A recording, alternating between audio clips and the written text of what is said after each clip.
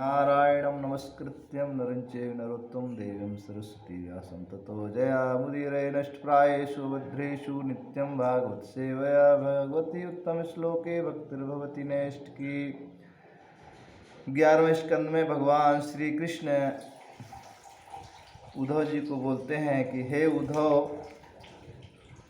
जितेंद्रियस्य युक्तस्य जितस्वासस्त योगिना, अर्थात हे प्रिय उद्धव, जब साधक इंद्रिय प्राण और मन को अपने वश में करके अपना चित्त मुझ में लगाने लगता है, मेरी धारणा करने लगता है, अर्थात मेरे से ही आशा करता है, मेरे समर्पित हो जाता है, तब उसके सामने बहुत सारी सिद्धियां अपने आप उपस्थित हो जाती हैं। तो ये साधक के लक्षण भगवान यहाँ बता रहे हैं। लेकिन ये सिद्धियां उपस्थित किसके सामने होती हैं? जो मन प्राण इंद्री ये तीनों को बस में कर लेता है। धीरे धीरे भगवान कहते हैं बस में होना मुश्किल है, लेकिन शनै शनै धीरे धीरे उनसे इन भौतिक जो इंद्रिय सुख हैं या जो सुख हैं मन, इन सब को त्यागते हुए जब वो पूरी तरह से वैराग को प्राप्त होता है तो निश्चित ही समस्त इंद्रियां उसके समस्त उपस्थित हो जाती हैं। फिर भगवान कहते हैं, प्रिय उद्धव, धारणा योग के परागामी योगियों ने 18 प्रकार की सिद्धियां बताई हैं। उनमें से 8 सिद्धियां तो प्रधान रूप से मुझ में ही रहती हैं और दूसरों में न्यून तथा 10 महत्वपूर्ण गुण विकास से भी मिल जाते हैं। उनमें से 3 सिद्धियां तो शरीर की हैं, जैसे अणिमा, महिमा और लघुमा। इंद्रियों की एक सिद्धि है प्राप्ति, लौकिक और परलौकिक पदार्थों का इच्छा अनुसार अनुभव करने वाली सिद्धि, ये सब प्राप्त हो जाती हैं। माया और उसके कार्यों को इच्छा अनुसार संचालित करना ईशिता नाम की सिद्धि होती है। और ये भी एक सिद्धि है जो जितने माया है और उसके कर्मों को इच्छा अनुसार संचालित करने लगती है। जो उसके जीवन में जो भोग चाहिए वो निश्चित ही उसको मिल जाते हैं, तो वो माया का काम करती है, वो भी एक सिद्धि है। लेकिन वो भक्ति में विघ्न करने वाली है। भगवान की जो वास्तविक सिद्धि है, जो भगवान की भजन में लगाती है, भगवान में मन लगता है, ऐसी सिद्धियां जो है वो बहुत महत्वपूर्ण है।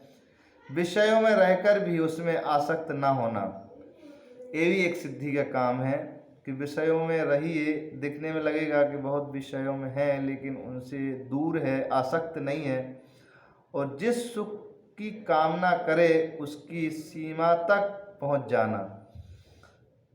काम वासना साइता नाम की 8वीं सिद्धि है। ये 8 सिद्धियां मुझ में स्वभाव से ही रहती, भगवान श्री कृष्ण कहते हैं, और इन जिन्हें मैं देता हूँ उन्हीं को अंशतः प्राप्त होती हैं। इसके अतिरिक्त और भी कई सिद्धियां हैं। शरीर में भूख प्यास ऐसी भी हैं जो भूख प्यास नहीं लगती है आदि, वेगों का ना होना और बहुत दूर की वस्तु देख लेना, ये भी एक सिद्धि है। बहुत दूर की बात सुन लेना, ये भी एक सिद्धि है। मन के साथ ही शरीर का उस स्थान पर पहुंच जाना, ये भी एक सिद्धि है। जो इच्छा हो वही रूप बना लेता है, ये भी एक सिद्धि है। दूसरे शरीर में प्रवेश करना, ये भी सिद्धि है। जब इच्छा हो तभी शरीर छोड़ना, ये भी एक सिद्धि है।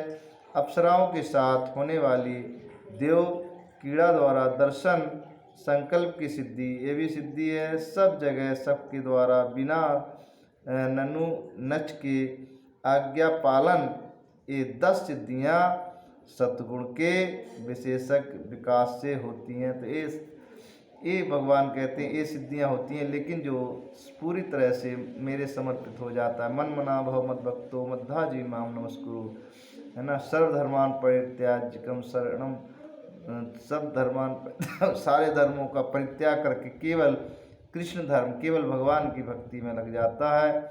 तो ऐसा परम भक्त ही भगवान की सिद्धियों का प्राप्त होने का अधिकारी होता है। वो भी अनन्य भाव से, अनन्य भक्ति से जो लगा रहता है, वही वास्तव में भगवान कृष्ण के प्रेम को प्राप्त कर सकता है। वो ये सिद्धियां भी नहीं चाहता, वो तो केवल भगवान कृष्ण की सेवा और भगवान का प्रेम चाहता है। वो वास्तविक सिद्धि भगवान की भक्ति से आ जाती है, भगवान के अनन्य भाव से, अनन्य भजन से भगवान की सिद्धि प्राप्त होती है। वही चाहिए। संसार के भोगों से तो नरक जाने वाला सारा है, लेकिन भगवान की सेवा मिल जाए, संत सेवा मिल जाए, भगवत प्रेम मिल जाए, इससे बड़ी सिद्धि कोई नहीं है। हरे कृष्णा